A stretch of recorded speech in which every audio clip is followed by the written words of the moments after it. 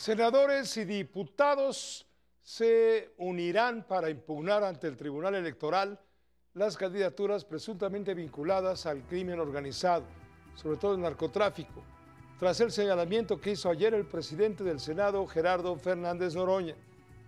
En una convocatoria abierta se pudieron inscribir muchas personas, así lo reconoció el presidente de la Cámara de Diputados, Sergio Gutiérrez Luna.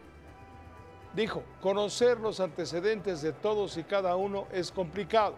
No podemos hacerla de peritos o investigadores, justificó el morenista. ¿Qué tal? Senadores y diputados impugnarán ante el Tribunal Electoral del Poder Judicial de la Federación las candidaturas de la elección judicial que presuntamente están vinculadas con la defensa de narcotraficantes. Nosotros sí vamos a impugnar las personas que tenemos ubicadas que desde nuestro punto de vista no son idóneas, por las razones que argumenté. No es un asunto de capricho o de veto o de ninguna situación de esa naturaleza, sino, o sea, este fue defensor, es público, fue defensor de narcos. Hacer un análisis de cuáles pudieran ser esas personas que estuvieran en esa hipótesis y por supuesto que nosotros acompañaremos cualquier recurso legal. El presidente del Senado, Gerardo Fernández Noroña, afirmó que los candidatos vinculados con el crimen organizado no son más de una veintena, pero omitió dar nombres. Insistió en que se les puede retirar la candidatura, aunque su nombre ya esté en las boletas. Yo creo que no pasan de una veintena. No debo, vuelvo a explicar la razón. Si yo ahorita dijera nombres, ya lo estoy oyendo. La candidatura, claro que se puede retirar. El nombre ahí quedará, pero ya no es elegible. Entonces sí estamos en tiempo de corregir. Quien sí presentó una lista con 12 nombres fue el coordinador del PAN en la Cámara Alta, Ricardo Anaya. Es candidato a juez penal, ni más ni menos que el abogado del narcotraficante conocido como Z40. Es candidato a juez penal alguien que en su momento fue juez y que fue destituido por el Consejo de la Judicatura Federal por abuso sexual. Es candidato a juez una persona que es ministro de culto de la Iglesia de la Luz del Mundo y que se ha dedicado a defender al líder de esa iglesia que está acusado de abuso sexual de niños. El panista pidió detener el proceso electoral. Esto es muestra de que el diseño de principio a fin es un cochinero. Con información de Rubén Rojas y Gustavo Casillo, 1TV. Aunque el senador Fernández Noroña no dio nombres, el panista Ricardo Anaya presentó una lista con 12 candidatos que al parecer incumplen con el principio de rectitud y moralidad. Entre ellos se encuentran, escuche usted, Fernando Escamilla Villarreal. Él es candidato a juez de distrito especializado en Nuevo León. Fue abogado defensor de Miguel Ángel Treviño Morales, alias el Z40. Job Daniel Wong Ibarra, candidato a magistrado de circuito en materia del trabajo en Jalisco. Es ministro de culto de la Iglesia Evangelista La Luz del Mundo. Su líder, Nazón Joaquín, se encuentra en prisión en Estados Unidos por abuso de menores. Francisco Martín Hernández, candidato a magistrado de circuito en materia penal por la Ciudad de México. En 2015 fue destituido como juez penal en Jalisco por abuso sexual. Edgar Agustín Rodríguez Beiza, candidato a magistrado de circuito en materia penal de la Ciudad de México. En 2017 fue acusado de abuso sexual en contra de una alumna del Centro de Estudios Superiores de Ciencias Jurídicas.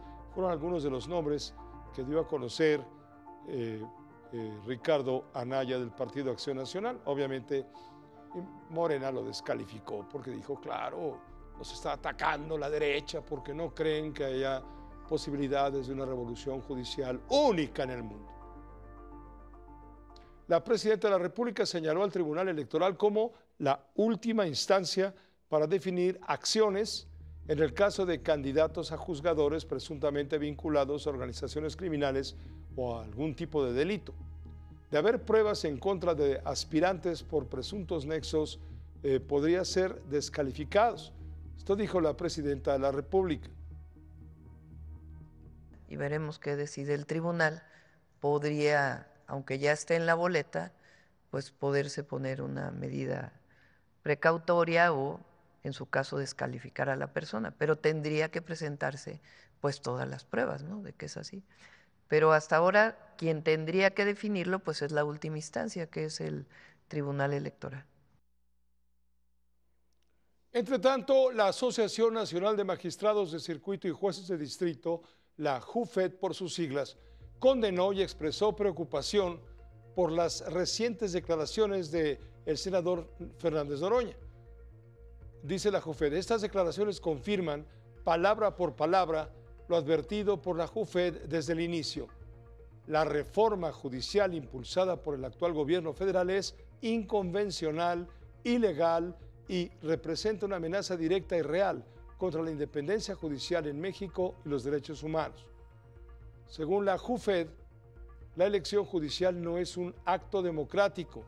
Abre la puerta, sí, a intereses políticos, económicos y ahora, como se reconoce, a criminales.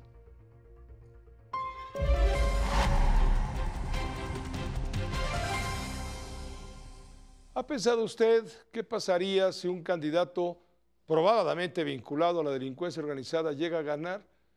Por lo pronto, la credibilidad de la elección de toda la elección se vería lesionada y desde luego el sistema judicial quedaría en entredicho, ya que se afectaría la imagen de imparcialidad y autonomía debida al aparato judicial, lo que podría derivar en una crisis de legitimidad que paralice la función judicial o genere desobediencia civil que pondría en jaque pues, al Estado mexicano. Aquí lo importante es la opinión de la maestra Alejandra Cullen, analista política, a quien damos, como todos los miércoles, la bienvenida con mucho gusto. Alejandra, ¿cómo estás? ¿Cómo la ves? Querido Pepe, siempre un placer estar en este espacio. Mira, creo que es delicadísimo lo que estamos viendo. ¿A quién le corresponde la responsabilidad de este grave error?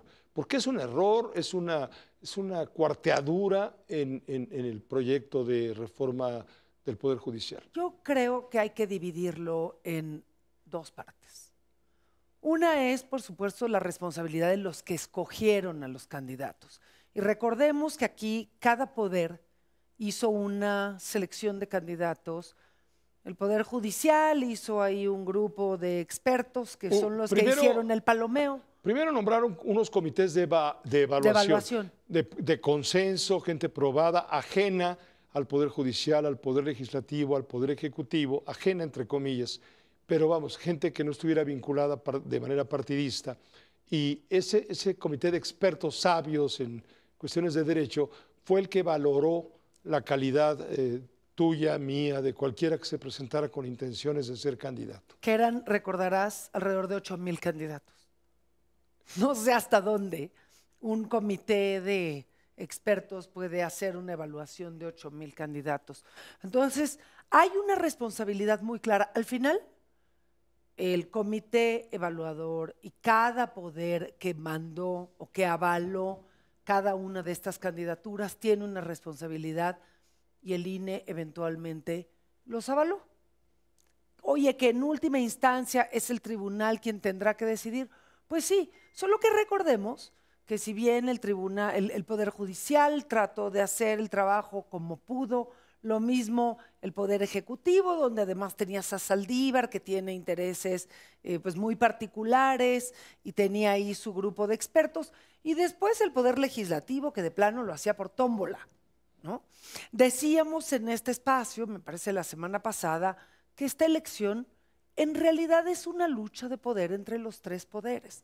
Es cómo descalificar y cómo apoderarse del Poder Judicial por parte fundamentalmente del Poder Ejecutivo y del Poder Legislativo. Y creo que en ese contexto esta guerra sucia es brutal, porque si bien es muy probable que haya candidatos, porque como mucho se hizo al vapor, o sea, lo quisieron hacer tan rápido, tan a la carrera, con principios tan generales, es muy difícil evaluar a un candidato a juez con los criterios tan básicos que establecían las reglas de estas candidaturas. Entonces uno se pregunta, oye, tú hacías la pregunta, ¿qué peligro corremos si un juez o magistrado está claramente vinculado al crimen organizado? ¿Qué quiere decir estar claramente vinculado? Porque, Pepe, la verdad, ser abogado de un delincuente o de un presunto delincuente no te hace ni delincuente ni criminal. Tú como abogado defensor puedes Todo el ver mundo tiene derecho a una defensa. claro, de un criminal, un homicida, un feminicida, un ladrón, un defraudador Son presuntos y un delincuentes. narcotraficante. Claro, pero son... Pero yo creo que no se refiere a eso la acusación y el señalamiento, se refiere a vínculos con el crimen organizado, vínculos, sometimiento, pues vendidos, entregados, asalariados, llámale como sea, del crimen organizado, a quienes el crimen les paga lo que sea para que lleguen y tuerzan la justicia y las decisiones a voluntad de quienes están siendo sus verdaderos patrones. Me regreso a los fundamentos. ¿Quién te va a demostrar que eso es cierto? Salvo que te demuestren que ese candidato tiene un depósito directo de algún criminal probado y lo tiene en su cuenta y lo recibió, entonces podrás hablar a lo mejor, o que tiene una sentencia de que es un delincuente o que está vinculado con el crimen organizado. Porque si no, Pepe, un juez que dejó salir a un presunto criminal, pero donde la fiscalía no hizo su trabajo y no incorporó en el expediente las pruebas adecuadas, pues estamos en realidad en el vacío. Esto es se había vacío, es una guerra política. Todo este peligro de fisuras, de cuarteaduras, se había advertido por la forma como se programó todo, a capricho heredado de Andrés Manuel López Obrador a la presidenta Sheinbaum, que no sabe qué hacer con el problema. Pues sí, efectivamente a la presidenta le heredaron esto, pero ella siguió con el juego, no fue capaz de pararlo, o porque no tuvo la fuerza, o porque no quiso, no lo sabemos. Lo que sí es cierto es que todos los criterios, en un país donde el 99% de los delitos quedan impunes, donde las fiscalías sabemos que no hacen su trabajo y no conforman las pruebas y los expedientes, y donde entre los jueces pues hay los corruptos y hay los que hacen su trabajo con expedientes que presentan las fiscalías sin pruebas. Entonces, ¿cómo vas a acusarlos? Aquí yo sí veo y además es sorprendente que un Gerardo Fernández Noroña, que hacía las tómbolas, que se le caían las bolitas, que se ha burlado del proceso, que se ha burlado del Poder Judicial, hoy salga a decir que está sorprendido y que no es su responsabilidad. Cuando él personalmente fue de los primeros en destrozar el propio proceso, tan solo en la selección de los candidatos del Poder Legislativo. Yo me regreso, Pepe, porque ni conocemos las listas, esta que mencionabas, son algunos nombres que dio Anaya, no ha dado pruebas, no hay elementos, porque de nuevo, haber defendido un criminal o haberlo dejado libre por falta de pruebas, no lo hace criminal a su vez. Entonces, yo veo acá esta lucha de poder y esta forma de malmatarse entre los distintos poderes para imponer a sus propios candidatos. ¿Qué va a salir de ahí, Pepe? Ya sabemos que esto es una farsa. Muchas gracias, Alejandra. Con los costos que le implique a la nación y ojalá que no nos tome mucho tiempo retomar el camino de la constitucionalidad y del derecho. Bueno, que te vaya muy bien. Siempre nos vemos gusto, hoy Pepe. en 8, por supuesto. No, pues tiene que pasar otro gobierno, tiene que pasar otra reforma constitucional y ahorita quién piensa en otro gobierno distinto surgido de algo que no sea Morena. Seamos realistas. En más de la elección judicial, le informo que con la intención de simplificar la realización de debates, la Junta General Ejecutiva del INE avaló la realización de foros o encuentros entre candidatos al Poder Judicial. Solo será necesario un oficio presentado por cualquier persona, institución o medio de comunicación. El trámite se puede realizar en cualquiera de las 332 oficinas del INE en el país, sin necesidad de algún tipo de valoración o análisis para la realización de dichos encuentros.